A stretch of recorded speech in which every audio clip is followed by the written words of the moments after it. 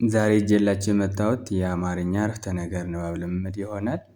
የተለያዩ ቃላትን አገጣጥመን እንዴት አረፍተ ነገር አድርገን ማንበብ እንደምንችል በቀላል መንገድ የማሳያችሁ ነው የሚሆነው። ስለዚህ ደብተርና እስክርቢቶ ይዛችሁ ቪዲዮውን እያቆማችሁ እየጻፋችሁ መለማመድ ይኖርባችኋል። ቀጥታ ወደ ክላሳችን እዚህ ጋር ስንመጣ የተለያዩ አረፍተ ነገራት አሉ። እነዚህ አረፍተ ነገራት የተለያዩ የቃላት ስብስብ ናቸው። ሆኖም ትርጉም የሚሰጡ ነገሮች ስለሆኑ እነዚህን ደግሞ እንዴት ማንበብ እንደምንችል በቀላል መንገድ እናያለን ማለት ነው።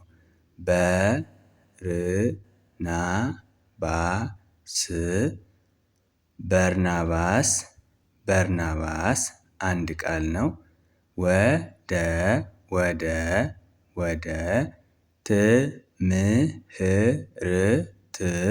ትምህርት ቤት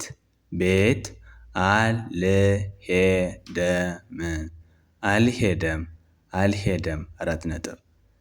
በርናባስ ወደ ትምህርት ቤት አልሄደም። እነዚህን በርናባስ ወደ ትምህርት ቤት አልሄደም የሚሉትን ቃላት አጣምረን አንድ ላይ ስናነብ በርናባስ ወደ ትምህርት ቤት አልሄደም። የተጠቀምናቸው ቃላት በርናባስ 1 ወደ 2 ትምህርት 3 ቤት 4 አልሄደም 5 ቃላትን ተጠቅመናል ማለት ነው። ስርዓት ባለው አስተዳደር ወይም መግደርደር አንድ ላይ ስናነብ ደግሞ በርናባስ ወደ ትምህርት ቤት አልሄደም የሚል አረፍተ ነገር እናገኛለን ማለት ነው። እዚህ ጋር ስንመጣ ናሆም በጥሩ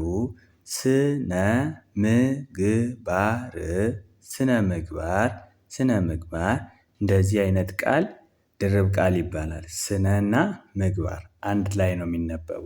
ስነ ምግባር ስንል ስነ ምግባር እንደማለት ሆኖ ነው የሚነበበው። እነዚህ አይነት ቃላት ድርብ ቃላት ይባላሉ ማለት ነው። ስነ ምግባር ታነጸ። ናሆም በጥሩ ስነ ምግባር ታነጸ። እዚህ ጋር የተጠቀምናቸው ቃላት ናሆም በጥሩ ስነ ምግባርና ነጸ የሚሉ ናቸው። እነዚህን ቃላት አንድ ላይ በምናነብበት ጊዜ ናሆም በጥሩ ስነ ምግባር ታነጸ የሚል አረፍተ ነገር እናገኛለን ማለት ነው። ወደዚህ ስንመጣ የትምህርት ቤታችን ርዕሰ መምህር ይሄም አንድ ነው። እንደዚህኛው ስነ ምግባር እንደማለታችን ርዕሰ መምህር ስንልም ድርብ ቃል ነው። ርዕሰና መምህር የሚባሉት 2 ቃላት አንድ ላይ ነው የሚነበቡት ማለት ነው። ርዕሰ መምህር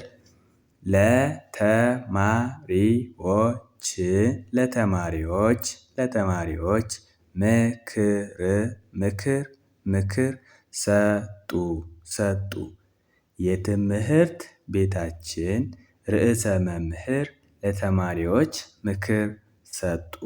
የተጠቀምናቸው ቃላት የትምህርት ቤታችን ርዕሰ መምህር ለተማሪዎች ምክር ሰጡ የሚሉ ናቸው። እነዚህን ቃላት አንድ ላይ አጣምረን በምናነብበት ጊዜ የትምህርት ቤታችን ርዕሰ መምህር ምክር ሰጡ ይሆናል ማለት ነው። እዚህ ጋር ስንመጣ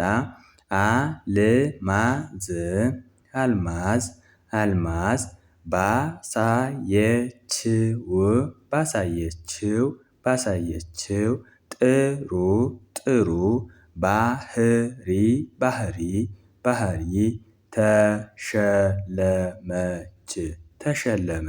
ተሸለመች። አልማዝ ባሳየችው ጥሩ ባህሪ ተሸለመች።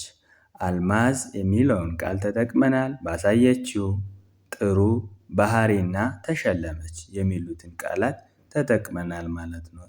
አንድ ላይ በምናነብበት ጊዜ አልማዝ ባሳየችው ጥሩ ባህሪ ተሸለመች ይሆናል ማለት ነው። በጣም ጥሩ።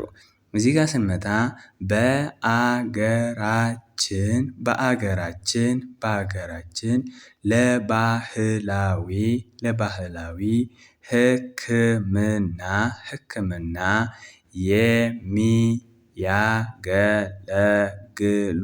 የሚያገለግሉ በርካታ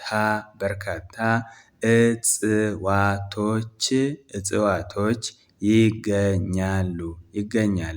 በሀገራችን ለባህላዊ ህክምና የሚያገለግሉ በርካታ እጽዋቶች ይገኛሉ። በሀገራችን አንድ ቃል ለባህላዊ ህክምና የሚያገለግሉ በርካታ እጽዋቶች ይገኛሉ የሚሉትን ቃላት ተጠቅመናል። ስርዓት ባለው አሰዳደር ወይም መግደድ አንድ ላይ ስናነብ በሀገራችን ለባህላዊ ህክምና የሚያገለግሉ በርካታ እጽዋቶች ይገኛሉ። 4 ነጥብ ይሆናል ማለት ነው። ቤተሰቦች ዛሬ እንዴት በቀላል መንገድ አማርኛን ማንበብ እንደምንችል አሳይቻችኋለሁ። የተለያዩ ቪዲዮዎችን እየሰራሁላችሁ ነው እየገባችሁ በማየት አማርኛና እንግሊዘኛ ሂሳብ በቀላል መንገድ መማር ትችላላችሁ ማለት ነው። በግልም ሆነ በግሩፕ መማር የምትፈልጉ ካላችሁም ከስር ባስቀመጥኩት ስልክ ደውላችሁ በመመዝገብ መማር ትችላላችሁ። በቀጣይ ክላስ እስከምንገናኝ በያላችሁበት ሰላማችሁ ይብዛ። ባይ ባይ